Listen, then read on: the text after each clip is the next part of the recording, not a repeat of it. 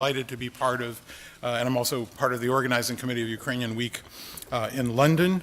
I'm delighted that we can move more deeply into the direction of the broader purpose of our gathering, which is the security side and the diplomatic side of responses to Russia's hybrid war.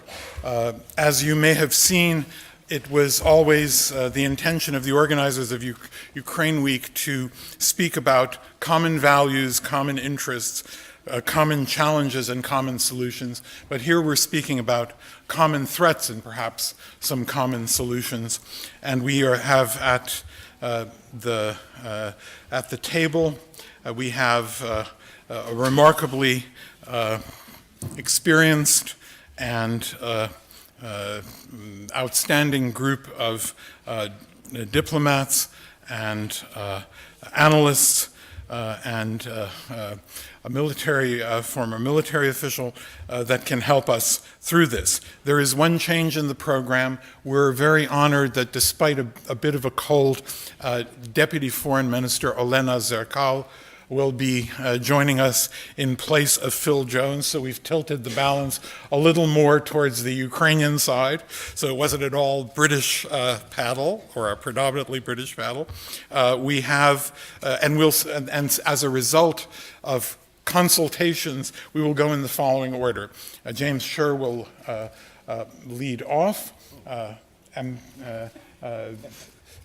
General Kremenetskyi will speak second, so we'll have a layout of the Ukrainian issues. We'll then turn to Ambassador Gough and to Sir Malcolm Rifkind, and then we'll follow up with Olena Zerkal, who'll have ample time to have another maybe tea to clear her throat. And we have to be careful with her because she's doing double duty. She'll also, as an outstanding lawyer who's at the center of many of Ukraine's litigations against Russia, she will be speaking at the panel following lunch on lawfare.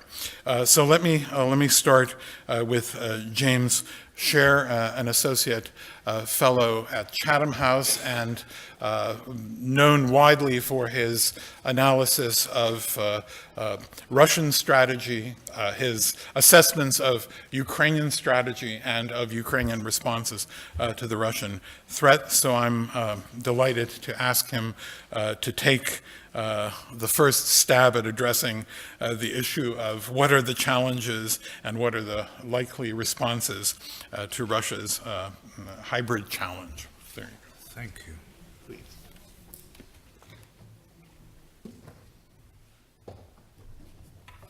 Thank you very much for that handsome introduction, Adrian. When Jonathan Isle and I were first here in this hall, the dais was over there, and the carpeting wasn't as nice, and there was no indication of when necessary repainting would begin. So it's a pleasure to see the RUSI, as we used to call it. I think you call it RUSI now. That the RUSI is thriving, and as ever very influential and active. I have 4 questions to raise, which I will do my best to answer in 10 to 12 minutes. The first is, in the old days we would begin by talking about what we used to call the threat. My first question is a threat question. What are Russia's objectives in Ukraine? If this were a 20 or 30-minute talk, I would argue that not only have Russian tactics changed several times, but its strategy in Ukraine from 2014 to the present has changed at least twice. But I don't have time to argue through all that. What I will say, however, is despite these changes in tactics and strategy, its objectives have not changed at all. The objective remains what it was in 2014, to subordinate Ukraine or wreck it. The plain emphasis of everything Russia is doing, militarily, economically, and diplomatically, is, in the end, to persuade the West to impose upon Ukraine a settlement which federalizes, in Russia's perverse definition of that term, the country, in other words, to incapacitate it. And the Russians will not be satisfied until all this is done formally by treaty and with Western agreement and consent. To this day, despite all of the deep and serious miscalculations that Russia has made, despite the costs it has endured and continues to endure, there is still a firm conviction in the Kremlin that the West lacks the mettle and the patience to resist Russia's policy indefinitely. The second question is, what are Ukraine's tasks? I would say there are three. The first one is to establish deterrence, a structure of deterrence inside Ukraine.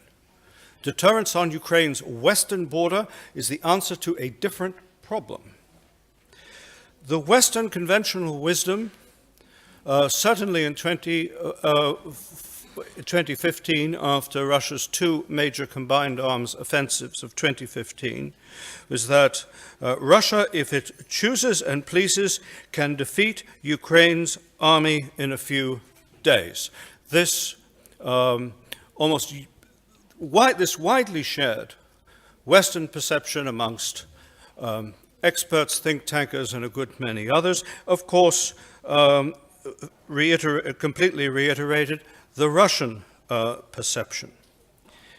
For Ukraine to establish deterrence, it's not necessary to persuade Russia's political leaders or its military commanders that in a full-scale war they could not defeat Ukraine at all. That's not what deterrence demands. What it demands is that they persuade Russia that they cannot defeat Ukraine in a few days, or for that matter, even a few weeks. If the Russians perceive that a full-scale war with Ukraine will be sanguinary and prolonged, that its dynamics will be highly uncertain, and that even battlefield success will not shatter the country and society, Russia is most unlikely to attack. This objective is eminently realizable.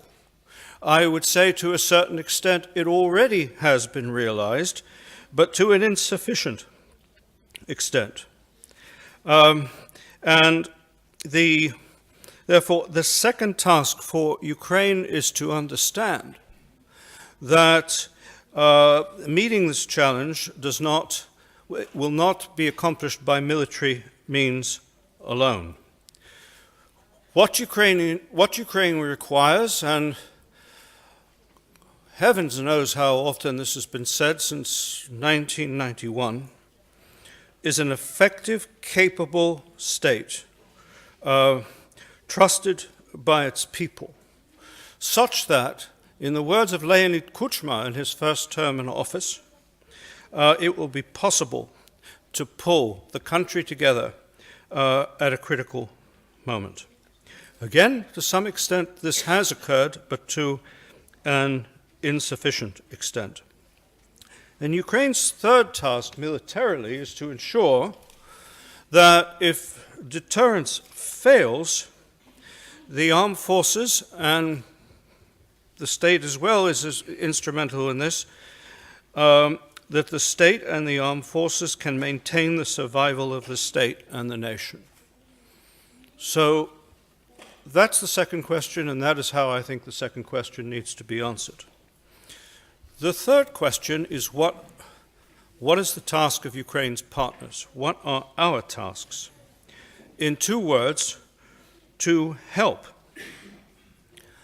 There has been a lot of help, more than I expected. I can only again reiterate the the satisfaction I think most of us feel at the latest decisions by the British government to increase further the advisory and training assistance that it is providing to Ukraine's armed forces. But what needs to be understood is the following. Although the Budapest Memorandum was not a defense treaty, it was not intended to be a defense treaty, through a breakdown of professionalism on all sides, the text is entitled Garantie in both the Ukrainian and Russian languages, but in English, assurances. Nevertheless, the Budapest Treaty, the Budapest Memorandum, registered a very solemn political obligation for Ukraine's partners. And the conclusion that I believe should have been drawn immediately once the polite little people appeared in Crimea is that Ukraine needed to be afforded all assistance short of war. Have we met that standard? I don't think we have quite met that standard, but we have not done badly. It will not help us meet that standard if we ourselves are muddled in our understanding of what is at stake, and if we make the extremely important task of the transformation of Ukraine's institutions and its state, its reforms, somehow a precondition to our assistance in defending the independence, the sovereignty, and the territorial integrity of the country. If you look at the UN Charter, if you look at all the treaties, all the agreements, and all the declarations that were concluded in the early 90s that persuaded the West that the Cold War was over, even if you look at Russia-Ukraine bilateral treaties and agreements, not only will you see these fundamental rights of a sovereign and independent state clearly stated and reiterated, but you will find in none of them any of this made conditional upon achieving a certain standard of internal transformation and reform.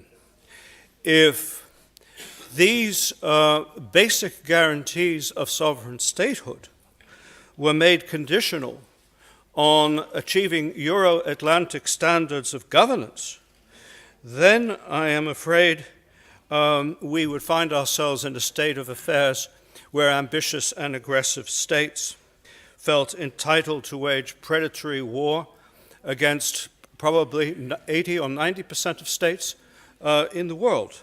So we must not muddle these two very important issues.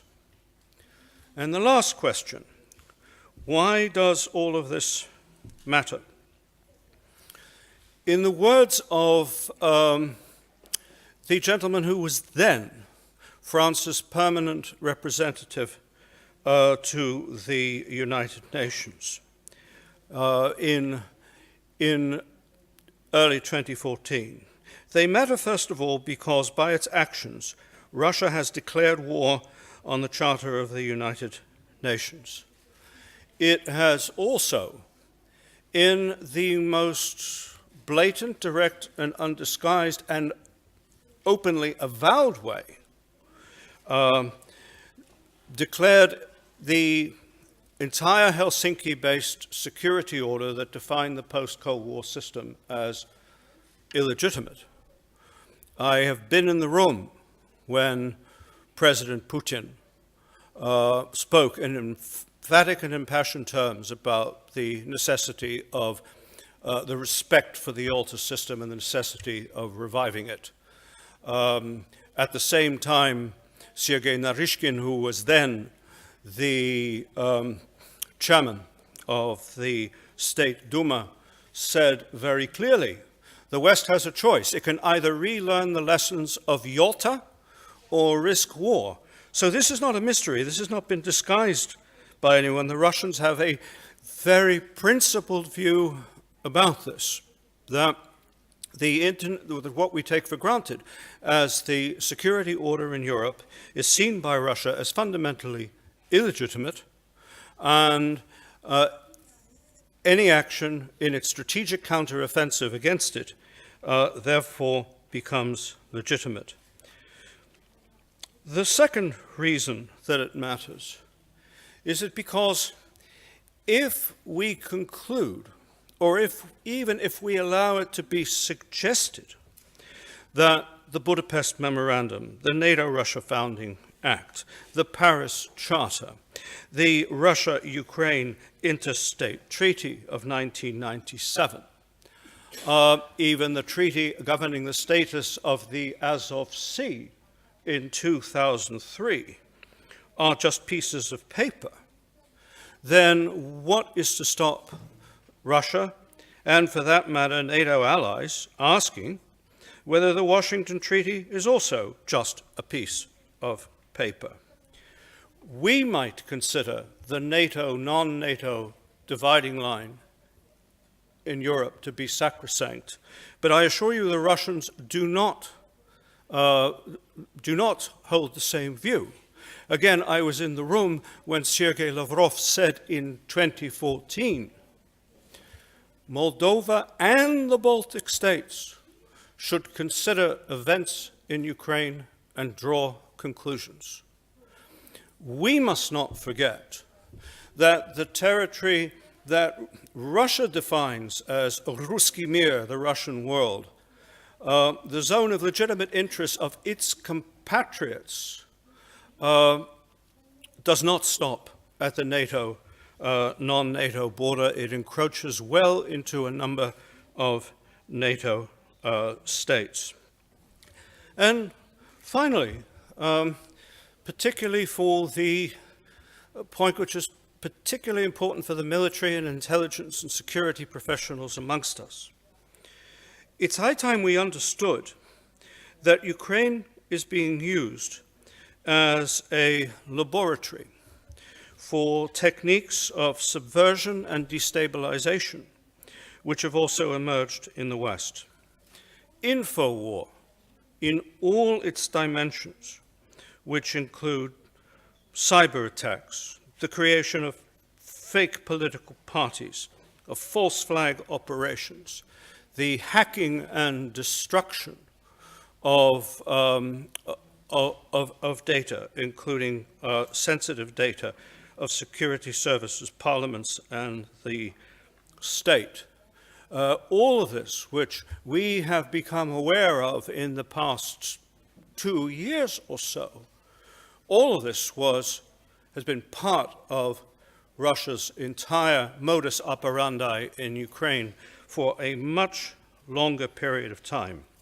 And beyond Infowar, that also extends to the penetration of institutions, the suborning of key economic and political actors in society, and economic warfare. So, if I may, I will just close by reiterating what Angela Merkel said at the end of the G20 conference in Brisbane in 2014, during a moment of rare clarity. She said, we cannot allow the re-establishment of spheres of influence in Europe and the trampling of international law. And against these threats, we will oppose these threats, however inconvenient it is for us, however long it takes. If we are unwilling to inconvenience ourselves, if we are unwilling to accept costs, Russia will continue to believe that time is on its side in Ukraine. So this is the challenge for Ukraine, and it is also the challenge for us. Thank you very much.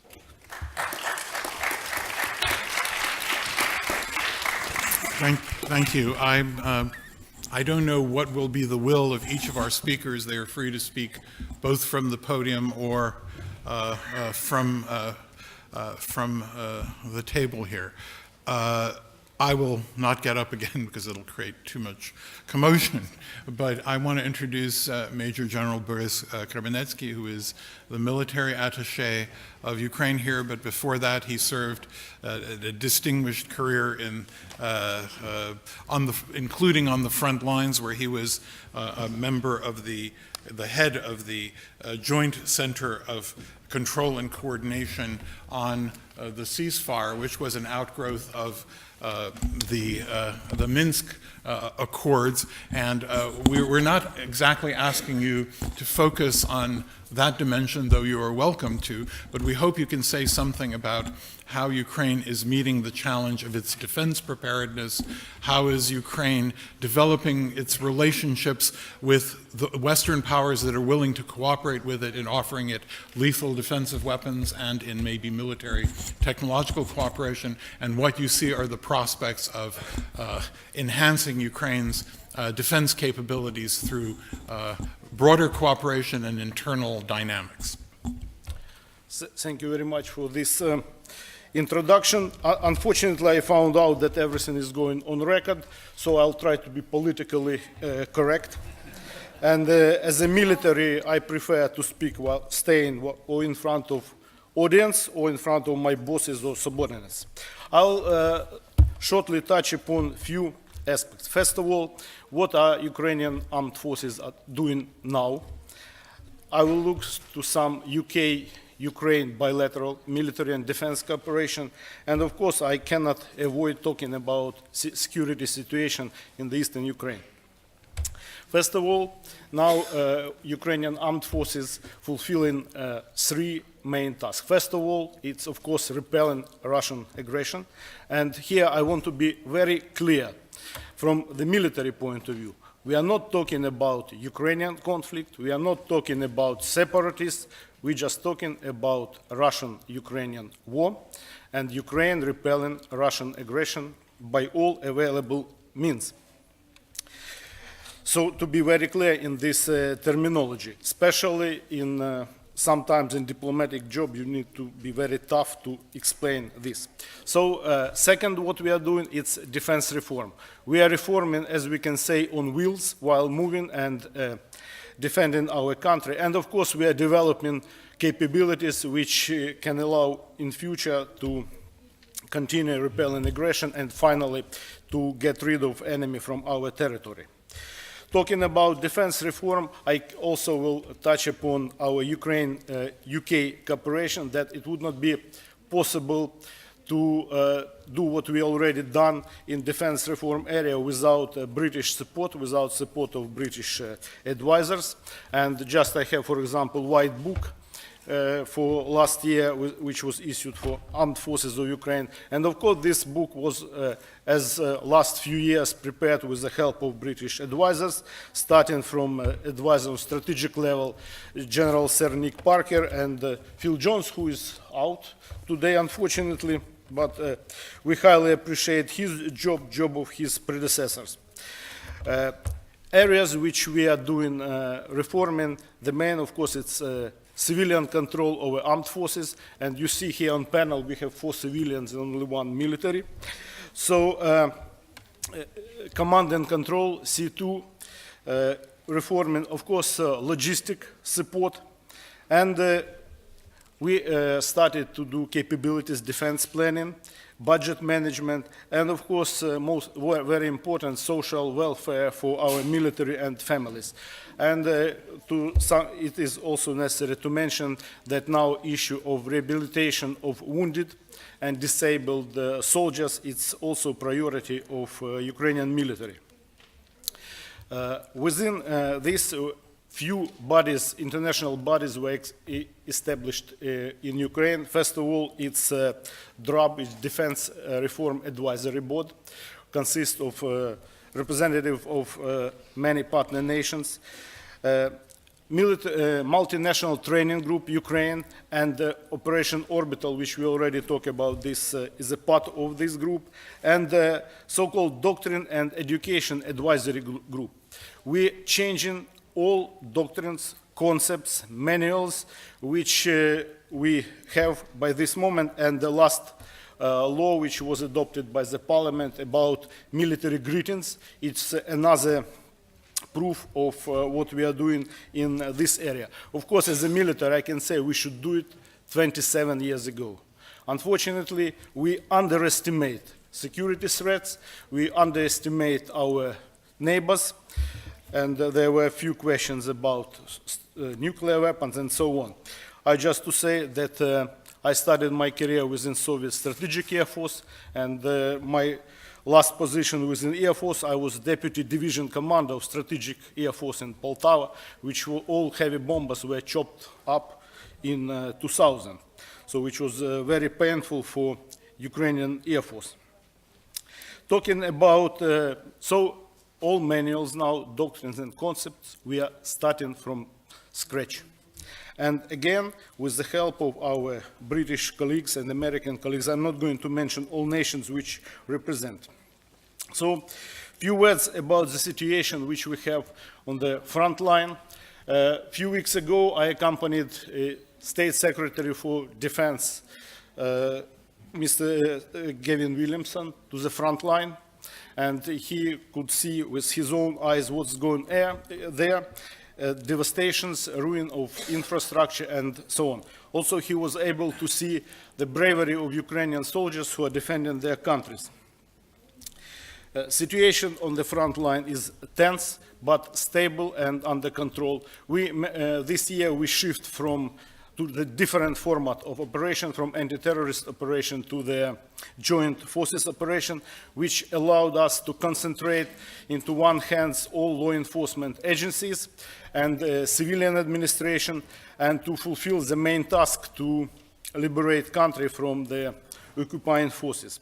At the same time, front line is still 400 kilometers. We are facing enemy which consists around 35,000 troops. This is regular Russian troops. I'm saying regular Russian because these two amigos, they report to the territorial command of Russian Southern Military District. All officers from company commander and above, it's Russian career officers. Maybe they are on leave, retired, whatever they can invent, but they're still Russian career officers. And command and control goes directly from the Southern Military District.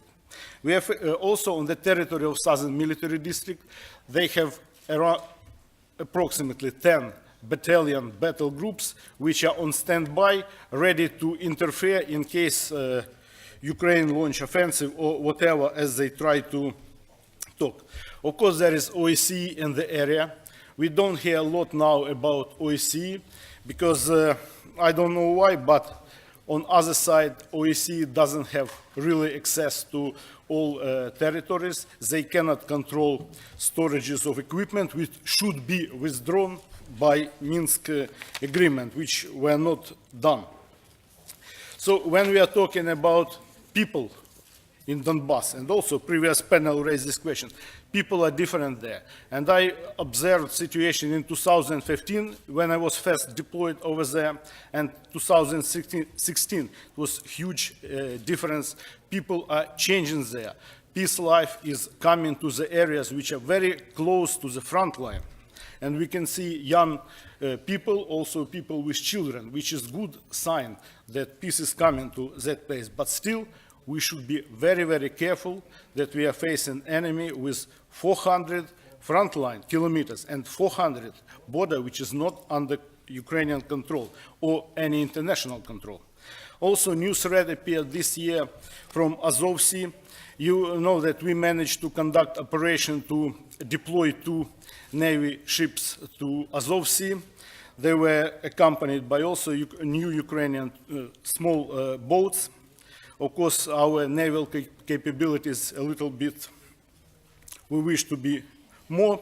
At the same time, we are working with our partners to increase our naval capabilities, and also we are working with this country to create a Navy strategy for Ukraine, which I believe can improve our naval capabilities as well. A few words about what we're also doing with framework of bilateral cooperation. First of all, it's advisory.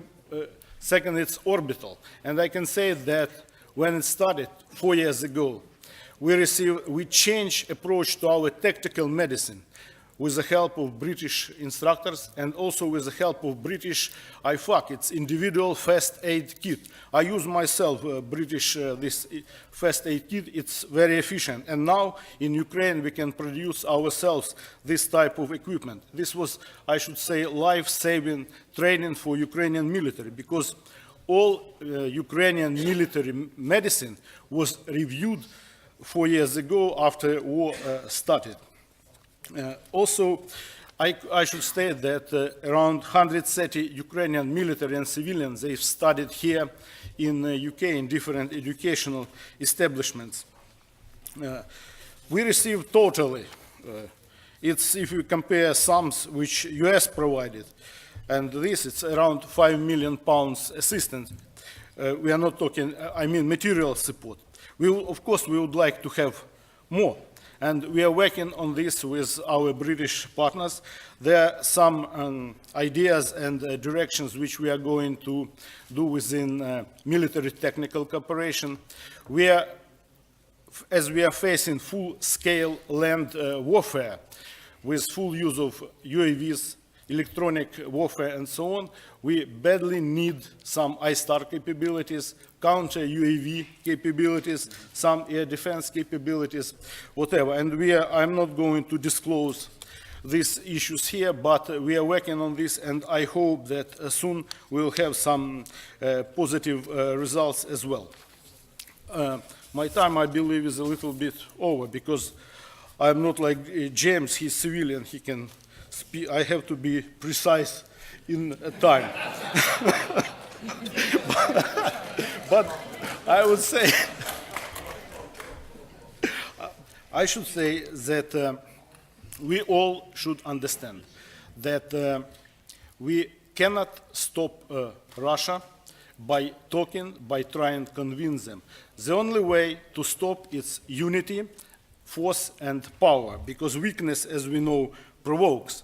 So only unity and power can stop them. And we should understand also, I will maybe a little bit say more than my paycheck, whatever, but we should understand that every ticket someone buys for a football match in Russia, every cubic meter of gas which is coming, it's price for killed Ukrainian soldier.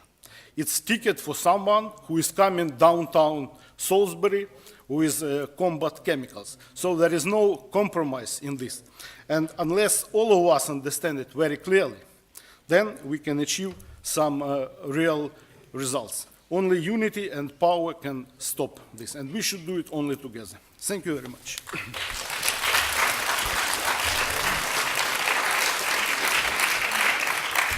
So I think General Kremenetskyi has gotten it mainly right, but I do think that our next speaker will also be bound by a certain way of saying things because she is in government service. I don't think the divide is between civilians and the military. It's between those who are in government and those who are not. In any event, we have a distinguished representative of government with us. Judith Gough has had a brilliant career in troubled countries in post-conflict. So she arrived in Georgia for her first ambassadorship about a year and a half after the Russian invasion, when the challenges that Georgia faced were somewhat different, but reconfiguring its security, worrying about its potential further aggressions and explosions. So she came very well prepared to Ukraine in 2015 after another much wider conflict and much more brutal conflict, and has been a leading voice in pressing the country towards reform, but also pressing the country to work as well as it can in terms of its security. The recent visits of a number of British officials in this sphere indicate, I don't know if this is a post-Salisbury development, but do indicate a serious British interest in the Ukrainian military posture and the Russian threat. I know there are many discussions of the Ukrainian experience of Russian hybrid warfare and operations on Ukrainian-controlled territory as well. So it's a very lively relationship. And it's also a relationship that's evolving at a time where the big taboo has already been broken, which is to say the transfer of javelins to Ukraine and their deployment, or at least their arrival on Ukrainian soil and at the Ukrainian Independence Day parade has broken a taboo about discussions about deeper forms of security cooperation and military cooperation, which has already been there in many ways, including in assistance in first aid and medical treatment and so on, and reform of the military-industrial complex. But it opens a wider point of discussion. I'm not sure that you need to address that, but this is one of the issues that we hope some of our colleagues will take up. So I give you the floor.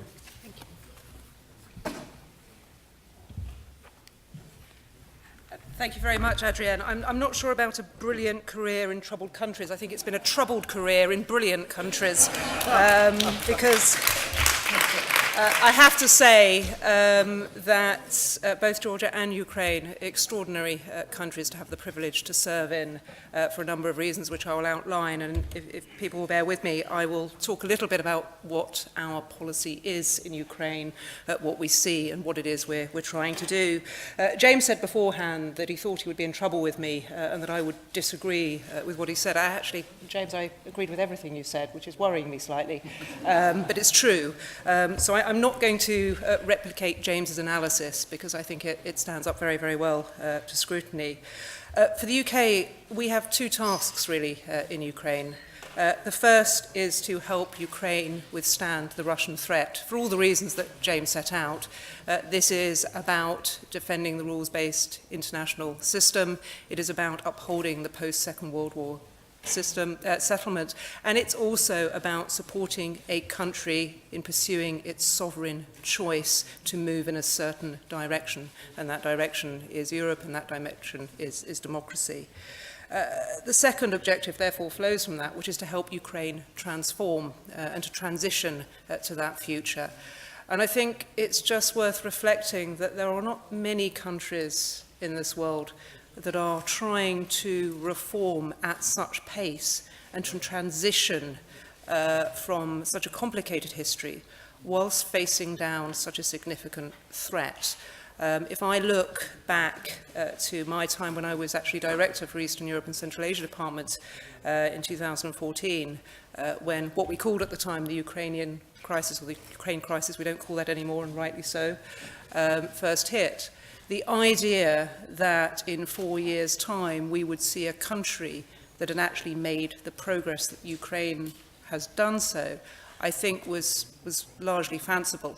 I remember when the government was first elected, and it was called the kamikaze government, the idea that Ukraine's government would survive more than a few weeks at that particular period in time whilst fighting an extraordinary hot conflict in the east was something that was very hard to envisage. Not only has it survived, it has also delivered an awful lot of the reforms that it set out to achieve. If we go back to 2013, the starting point was non-signature of a deep and comprehensive free trade agreement and association agreement with the European Union.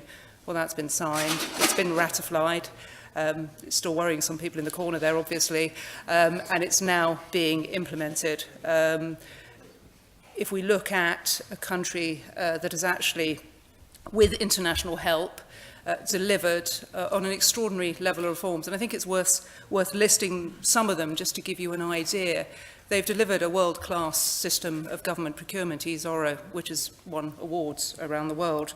They have implemented, with some wrinkles, it has to be said, the most comprehensive electronic declaration system for ministers and public officials that I think anybody has ever seen is certainly something that worries foreign officials when they look at it and wonder whether it might actually be applied to them at some point in the future.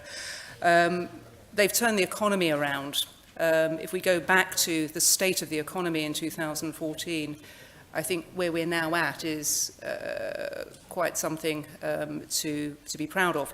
It's not without its struggles at the moment. Key over the coming weeks will be where the negotiations come out with the IMF programme. But again, if we look at where we were starting from, that's quite significant progress. The banking sector, largely reformed. The unsung reform of decentralisation. I took my G7 colleagues out on a bus tour earlier this summer. We have in Ukraine a unique formation of the G7 ambassadors group, which was set up by the German presidency to support Ukraine in its reform efforts. And we went to look at decentralisation in Chernihiv.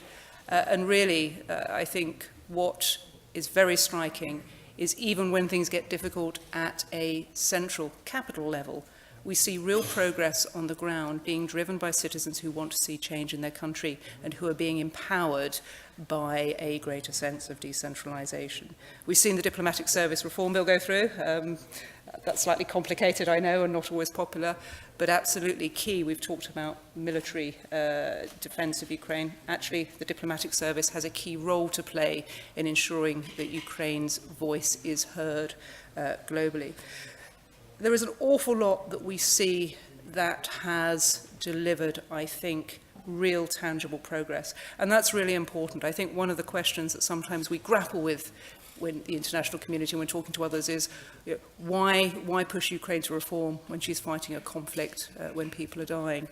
Well, the point is you cannot defend yourself as a country on the Eastern Front if you have a soft underbelly, weak institutions, and you are vulnerable to attack from within using your own weaknesses against you. And I think that's one of the key learning points that we can all get from Ukraine, is that Russia very well understands the weaknesses, is not so brilliant at understanding the strengths. And I think there are some key strengths in Ukraine that Russia has underestimated.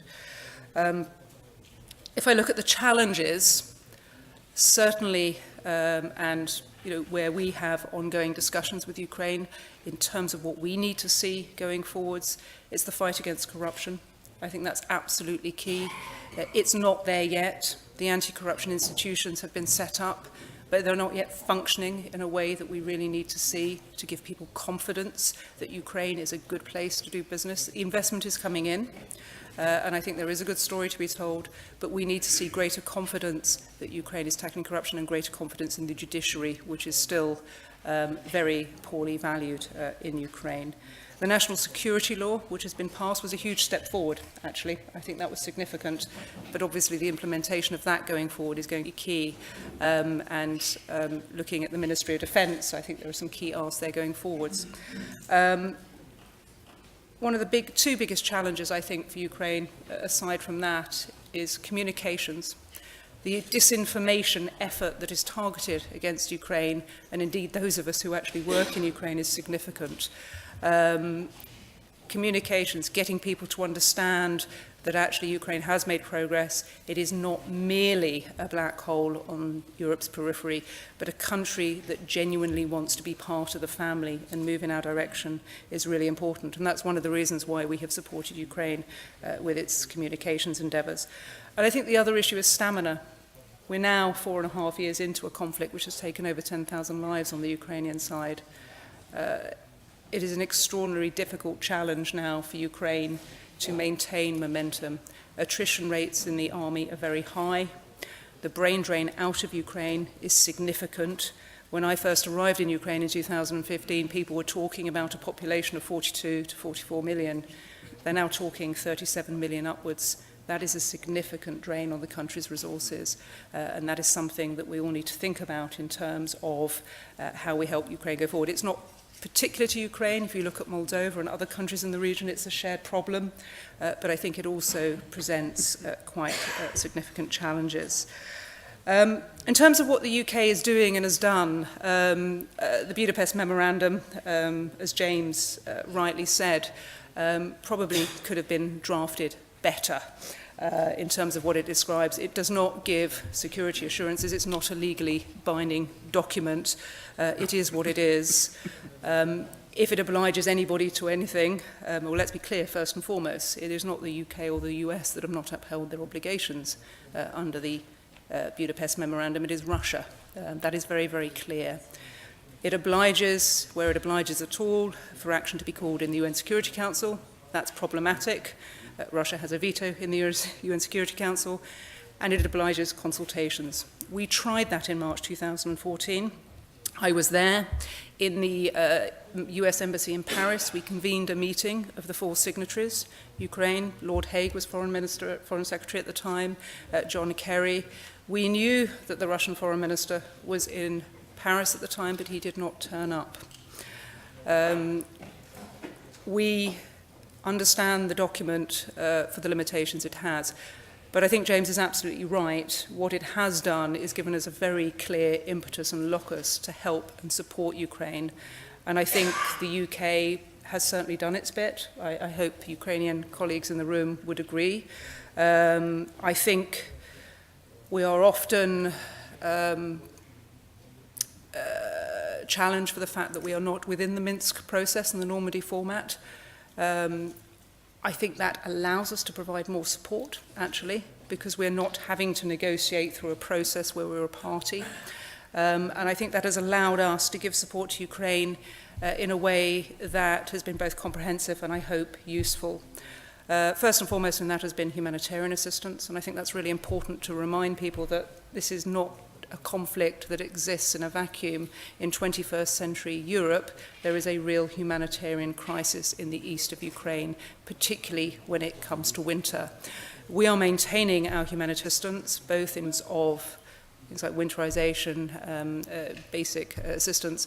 We're also the largest donor for demining. Ukraine is now one of the most mined countries in the world, and I think the estimates now are that it will take 35 years to demine. So I think it's really important to understand that this is a conflict that really has a profound humanitarian impact on people who have not called this upon themselves, but have had it inflicted upon them. We've also, as General Kremenetskyi has pointed out, been swift to provide assistance in the defence and security sphere. The Defence Secretary, Gavin Williamson, was only recently in Ukraine, and last week I also had the Security Minister, Ben Wallace, visiting as well. And over the past 4 years, Operation Orbital has trained over 9,500 Ukrainian soldiers. We do it slightly differently to the way that the Canadians and the Americans do it. They have a base out west, and the Ukrainians travel out to them. We provide our training much more on a local level, and we go to the various bases around Ukraine, tailoring our training to the need on the ground. And I think that's very important, and it also allows a two-way process where we can learn from the Ukrainian side as well, because Ukraine is fighting an adversary that is obviously of interest to us all. As you will all have heard, we're looking at how we expand that. I think the focus from all of the partners has very much been on land, the army, but with recent developments in the Black Sea, and I was in Mariupol over the summer and could see the economic impact of the restrictions on vessels going in and out of the two ports of Mariupol and Berdyansk. I think it's really important that we switch our focus to supporting Ukraine in the maritime sphere, which is why, as the Defence Secretary announced, we will be looking at what more we can do in support of the Navy and the Marines in Ukraine.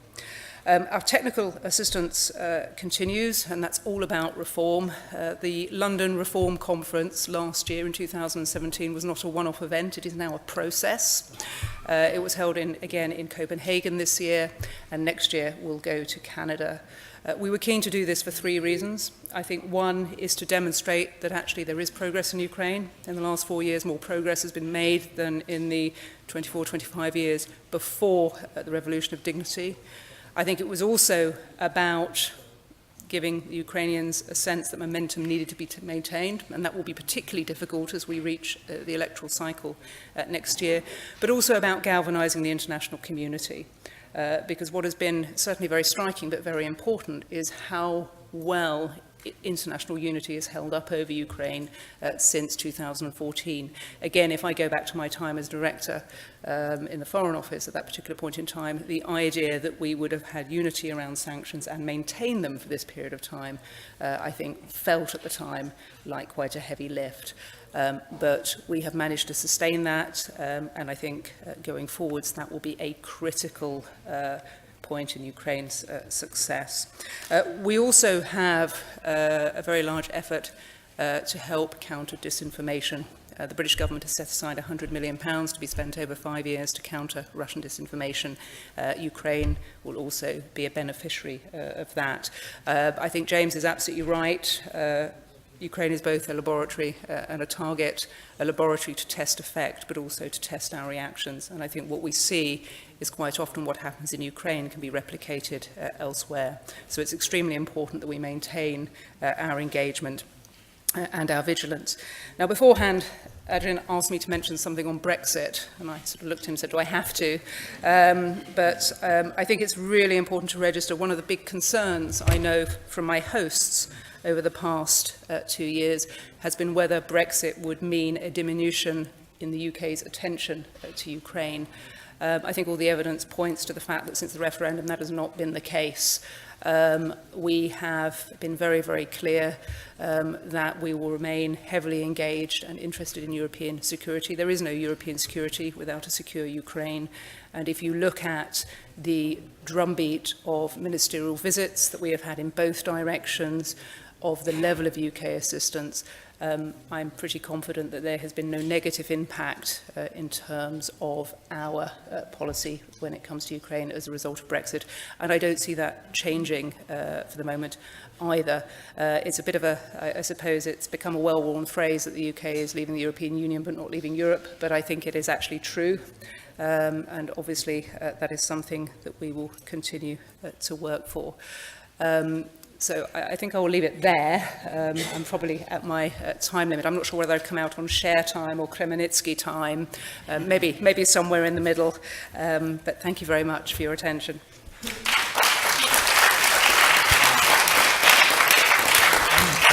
If you can bear with me, Sir Malcolm, with your permission, but only with your permission, I will rearrange the order, and I think that your broader experience and vision is more suited to make the concluding remarks, unless you object. All right. So I'll ask Olena Zerkal to speak next.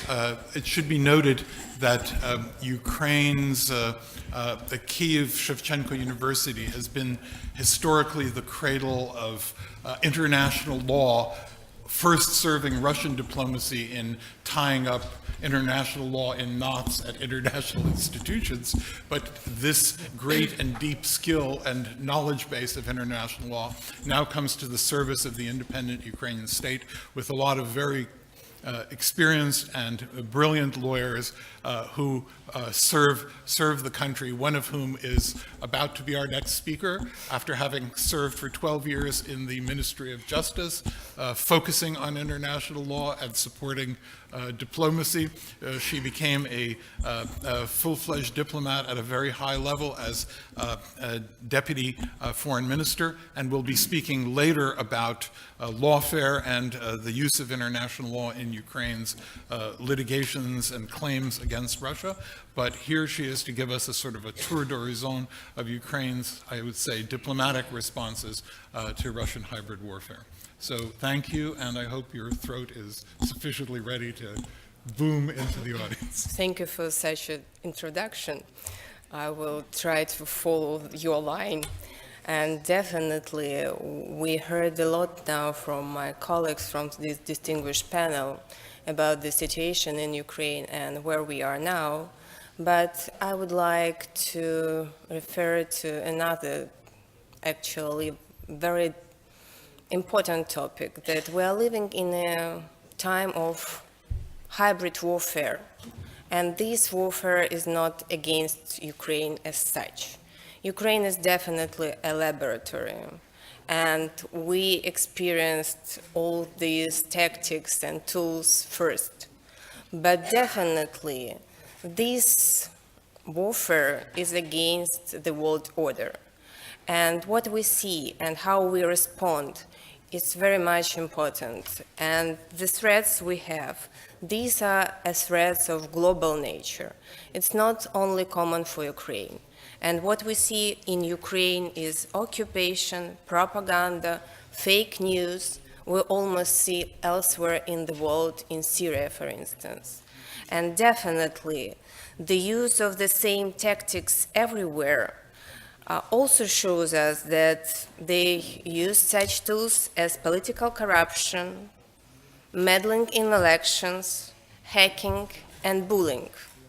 And it's not only a Ukrainian problem.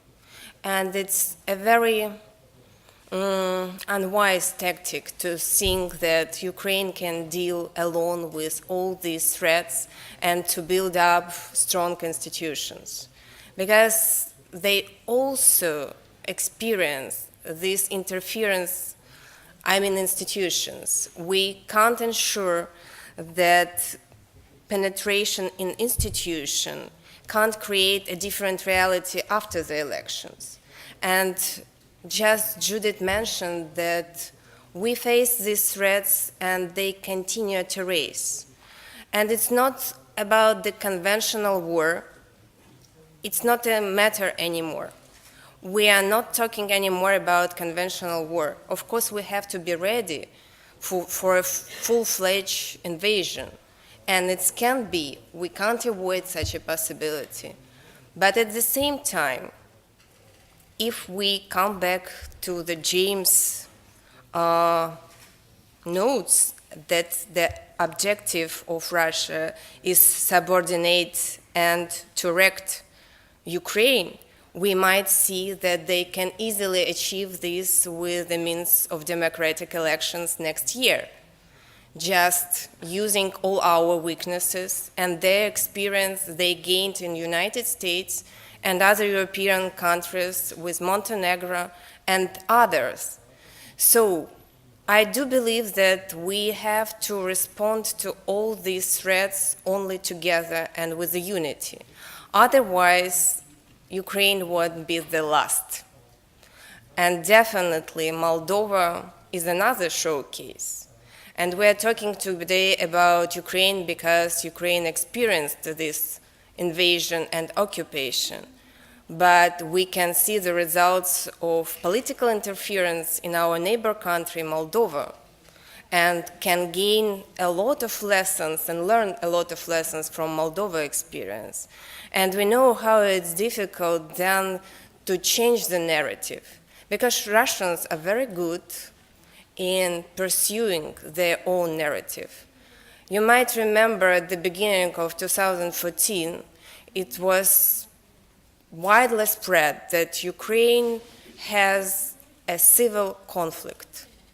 Whether it was a civil conflict, now we're all aware that not. That all this conflict was inspired by Russians. But in a lot of international documents or documents of international organizations, you still can't find a reference for the civil war in Ukraine. Definitely, without support and without weapons which was supplied and still supplied from Russia, this conflict couldn't occur. And definitely, without Russian propaganda, we won't have any kind of conflict on the national ground. We all use different languages in Ukraine, and Ukraine is a very tolerant country. And this is one of the grounds of our national origin. And we have to be grateful to Russia that we now have this national feeling of Ukrainians.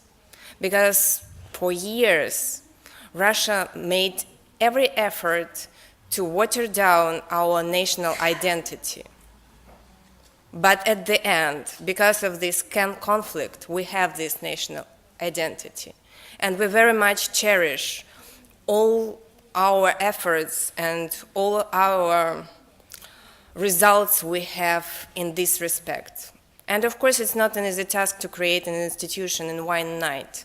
And we still have a problem with the legacy of these institutions, but we need to create a new Ukrainian legacy.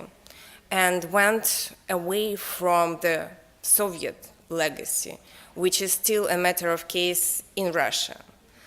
And Russian propaganda in this respect is one of the major threats for us. We see how this propaganda can create the parallel reality and how it can influence people from the screens of their TVs, and how this fake news may influence the results of elections. Next year is a very crucial year for Ukraine. And again, we are very sensitive for any kind of cyber attacks. And cyber war is now the major battleground for us. And here we are very much rely on experience Great Britain has, and definitely other countries, because without the assistance we won't achieve the positive results. And just recent investigations in Netherlands with an assistance of Great Britain show us that these positive results are actually achievable if countries can act together and share information among them and act effectively in order to combat such interference in internal policy. We know exactly how painful this interference can be. We went through this interference in 2013-14, and I may say that I would not like to come back to the previous reality. And this is one of our main topics, to counterfeit all this propaganda and all this fake news, because it's not only Ukrainian problem. And on different diplomatic forums, we discuss how Russians are actually powerful in disseminating their narrative, how they can actually use the holes and the gaps in regulations, how they can actually organize events and researches and campaigns in order to support their opinion, in order to promote their views. And that is one of the topics I would like all of you think about, whether the results of investigations or researches or other topics which are covered by Russian press or press which is sponsored by Russia is the true information, how critical we are, whether we are able to react immediately and to produce our position against the Russian narrative. And of course, without common actions, without common counter-actions in different forums, we won't achieve any positive result. And unfortunately, the main forum is the United Nations Security Council is not open for us. We were not able to protect ourselves in 2014 because of the Russian presence there and the veto right, and we can't use this for even for justice in the case of MH17. Thus, we have to think about next response to the hybrid threats. And definitely, these threats are not only for Ukraine. And I think that with the use of experience of Great Britain and recent counteraction to Russian propaganda, with the use of investigations, with the use of non-government actors, with the use of press, showed us that these positive results are achievable. Thank you.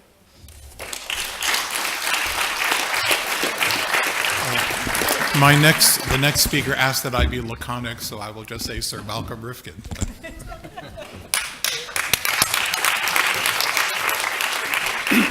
Ladies and gentlemen, I'm very conscious that I'm the only thing that comes between you and lunch, and therefore my remarks will take that into account.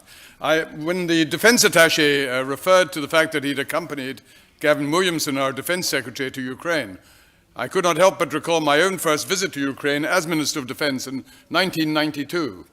And when I had a meeting with the then Minister of Defense of Ukraine in his office, there were 6 of us on either side of the table. And on our side of the table, 5 of us were civilians, and the only one in uniform was our defense attaché, a half-colonel. And on the other side were 6 Ukrainian generals, including the minister, in full uniform. And the minister welcomed me, and he said, delighted to welcome you to an independent Ukraine. We're hoping that we will come closer to the West, closer to NATO, closer to your values. Is there anything you'd like to suggest we might do? And I said, well, I can't resist it as you've invited me. I said, in the West, it is fundamental to our principles that the armed forces come under civilian control. And just look at the 2 sides of the table, I said. He made no response at that time, but the following morning at our second session of talks, all 6 generals appeared wearing suits. And so it was a small step, but it was very much in the right direction. I said I'd be brief. I want to begin by saying that, you know, although Ukraine has suffered grievous hardship in a most intolerable way as a result of Russian aggression, in a very strange way, and I think the minister just was really commenting on this, in a very unintended way, Mr. Putin, to some degree, has been a great benefactor to Ukraine. Because, first of all, what we have seen in the early years of Ukraine's independence, the country has seemed deeply divided between those who wanted a more Western orientation and those who wanted a pro-Russian affiliation. And, you know, that no longer exists in any fundamental sense. Ukraine has become more united than it's ever been, and Putin should have recognized that. He should have looked at his own history. When Hitler invaded the Soviet Union, Stalin didn't call upon his people to have the great Soviet war. It was a great patriotic war that united the Russian and Soviet people to defeat Hitler, as it happened during the French Revolution, when the people of France would not accept that their own unity should be crushed by external invasion in the 1790s. And that led, of course, to Napoleon's emergence as a new leader. So he's not the great omnipotent power figure that is sometimes implied. And I wonder whether Ukraine, in another respect, would have achieved as much as it has done, but for his foolishness. Because Ukraine has seen a determination to develop democratic principles, not just the rhetoric of democracy, but we've seen how successive presidents of Ukraine have come to the end of their terms because the people of Ukraine, through the peaceful use of the ballot, have removed them and replaced them with an alternative candidate. That's fundamental democracy. It may be imperfect in Ukraine, but there's a heck of a lot more democracy in Ukraine than Mr. Putin allows in his own country.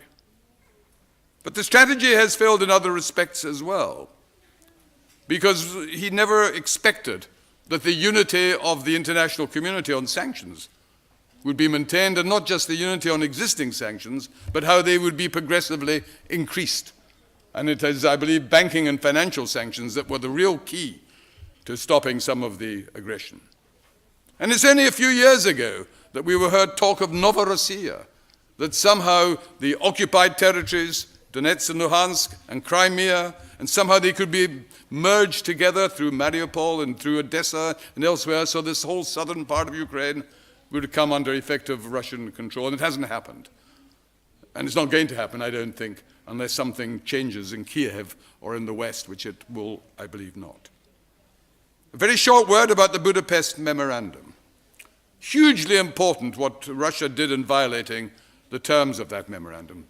Remember why it was there in the first place. Because when Ukraine became independent, like Kazakhstan, it was a nuclear weapon state. It had nuclear weapons on its territory. And the whole point of the Budapest Memorandum was that Russia pledged to recognize the borders, the then territorial borders of Ukraine, if Ukraine was willing to hand over or destroy the nuclear weapons. So when we hear this propaganda from Moscow saying that Crimea as part of Ukraine was simply a foolish mistake of Khrushchev, a complete aberration that bears no contemporary relevance, we must always remind them that the Russian government, not just the Soviet government, the Russian government recognized Ukraine with Crimea as part of the Budapest Memorandum. And the damage that Putin has done, not just to Ukraine, but to the whole nuclear non-proliferation movement has been intense, because inevitably one is left with that question that can never be properly answered. Would he have dared do what he did in Crimea if Ukraine had still been a country with nuclear weapons? I'm not going to predict, I do not know.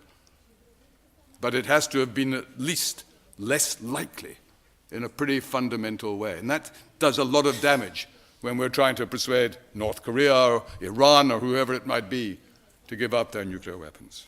So let me draw to my final comments in this the brief time that is available. What should the West do? Largely, as the ambassador has pointed out, what we're doing at the moment, because the economic help, drawing closer to cooperation with the European Union in various ways, is all positive. The diplomatic presence is of enormous importance as well. But I've increasingly come to the view, and unlike some of my colleagues, I am a private citizen. I can say what I like. I'm offering a personal view. In my view, the question of whether Ukraine needs and should receive, if not now, if it faces renewed Russian aggression, military support is an issue that cannot be totally neglected. The question of providing military equipment to Ukraine. Now, Ukraine already has a lot of military equipment. It played an important part in the old Soviet days in meeting the needs of the whole Soviet Union's military requirements. But at this particular moment in time, there must be areas of equipment that might be useful to the Ukrainian forces. But it's not just the military consequence that would follow. It's the political impact it would have on Putin's thinking. Putin is not a warmonger in the sense that Hitler was a warmonger. He's an opportunist. And I agree with those who say that he can be deterred. He is, to some degree, already being deterred. And if he knew that the West would not hesitate, not just to give diplomatic and economic support to Ukraine, but if necessary, to provide them with defense equipment that they could not provide for themselves, of an important and substantial kind, I think that would also send a very vital message. So I simply conclude by saying I think that Ukraine at the moment, it shouldn't be relaxed, it shouldn't be complacent. Huge challenges remain. But Ukraine as an independent state, as an independent nation, is now firmly part not just of the European neighborhood, but of the global community as a whole. Ukraine is not going to disappear from the map. And the judgment that has to be made is how that can best get across to Mr. Putin. Very final comment, because you were asking about hybrid activities and so forth. Well, we've seen in the recent past that the belief that somehow that Mr. Putin is omnipotent, that he's all-powerful, that he's some sort of Svengali that can, through intelligence means and through little green men and various other ways, achieve things that no one else can. The last few weeks have been a total humiliation for Putin. The revelation of the identity of the Salisbury killers, and then what we heard just a few days ago in The Hague, the 4 that were arrested there. It's not just that they failed to carry out their objectives. What's been revealed is the extraordinary incompetence and amateurism and stupidity of the people who we were told beforehand were the cream of the Russian intelligence capability. So we can all take heart from the fact that this isn't some all-powerful, all-clever, omnipotent despot whose will ultimately prevail. Putin, as an ex-KGB man himself, must be at the moment acutely embarrassed, not just by the failure of their intelligence operations, but by the revelation of how incompetent they were in the first place. Thank you.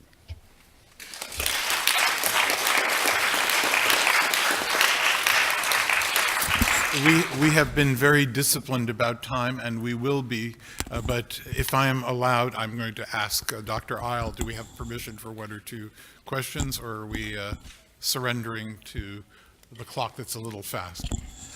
I just want to take up that point, Malcolm's point, and perhaps our ambassador's point as well. And I pay full tribute to all our policies towards Ukraine, and the ambassador was right to say that if anyone asked us in the spring of 2014 if the wall of sanctions against Russia would be kept up, I think nobody would have betted on it for more than 6 months. But there we are.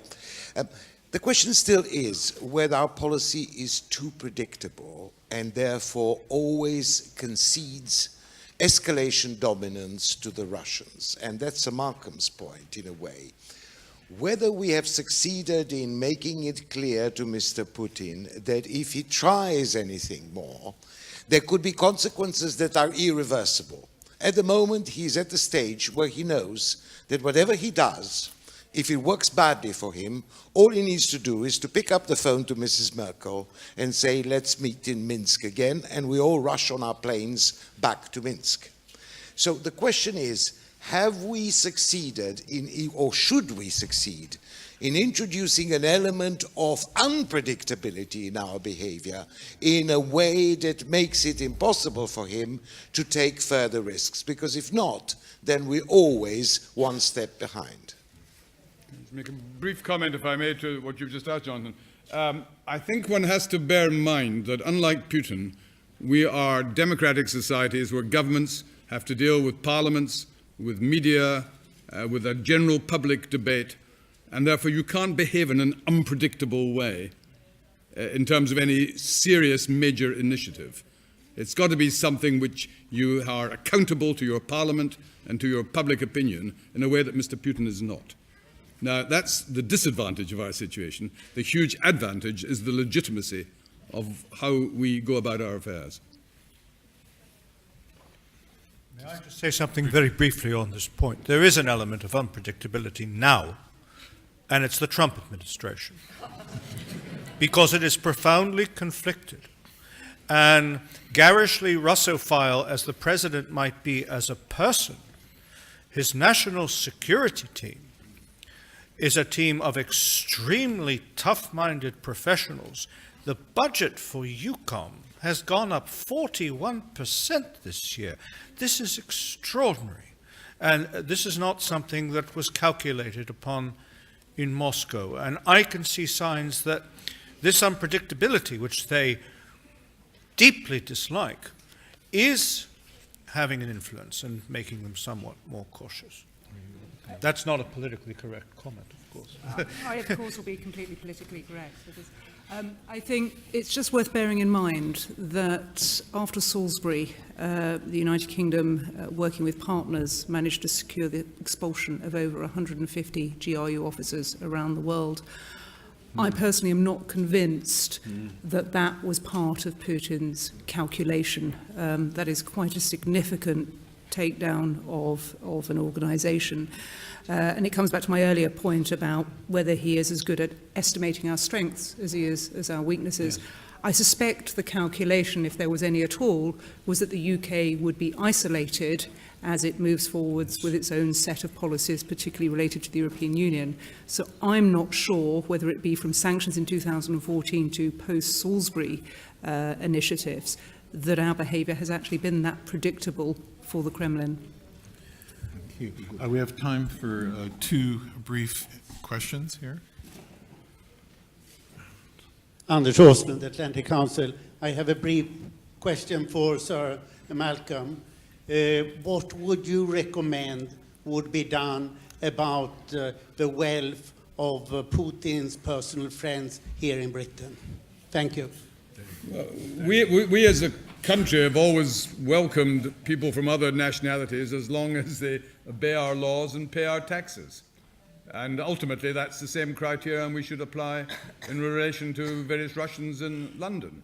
Now we've now got powers, the legal system has powers. If people have unexplained wealth, then that can result in consequences. There already have been cases in the courts doing that. So I wouldn't say there should be a whole set of rules that apply to Russians that don't apply to anybody else. But maybe we ought to apply them even more strictly than we have in the past. And certainly their extreme wealth should not give them protection they wouldn't otherwise enjoy. Just very quickly and very briefly. John Wilson, the journalist and a member of RUSI. So Malcolm has answered the question I was going to put. So I'd like to ask the question to the remaining members of the panel. Would they think that Russia would have taken the action it did if Ukraine had retained its nuclear weapons?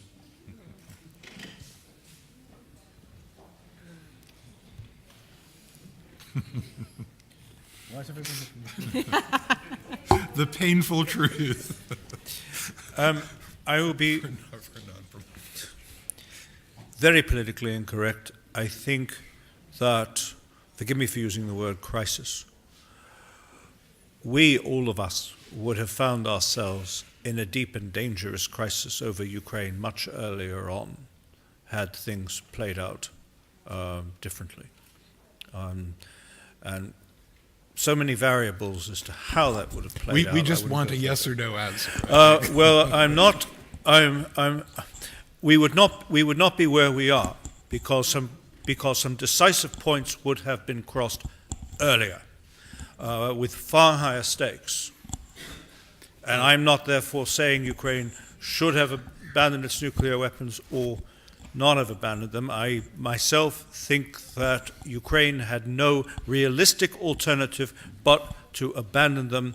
I am extremely sorry that this sacrifice was not adequately reflected from that point forward in the behavior of Ukraine's partners. Thank you. One last question over there, John. One over there. Thank you very much. My name is Grigory Bondarenko. I'm a postgraduate student at the London School of Economics. I wanted to ask a question to James Sherr. James, at the end of your speech, you spoke about inconveniences. Inconveniences that Europe would have in tackling Russian threat. What can be more inconvenient than disrespect of international law and an attempt to withdraw the post-Second World War security order in Europe? It's nice to see you, Grigory. I think you misunderstood me. I would put it the following way. If we or certain states in Europe are unwilling to put the national interest over the business interest, the Russians will conclude we are not being serious. Look at the adjustments they have made in the face of our sanctions regime. Look at their willingness to endure that and to carry on dealing with it, whatever the consequences. Look at their pride in what they call passionarnost, the ability and willingness to accept sacrifices for the sake of a higher goal. I don't think they see that on our part. That might be unjust, but that is their perception. Thank you. I want to thank this stellar panel. It was a broad array of perspectives. I hope this has been educational for those of you who don't follow the Ukraine brief in great detail, but even for those of us who do, it was very enlightening and very helpful. We're very grateful to all of you who participated, and I'm also grateful, I don't know if this is RUSI rules because no one announced it, but this is one of the few conferences that I as an American attend where I don't see most people buried in their tablets or iPhones and actually focused on the discussion. So I commend the audience as much as I do the excellence of the panel for making that happen. Thank you. Lunch is where coffee was served 2 flights up.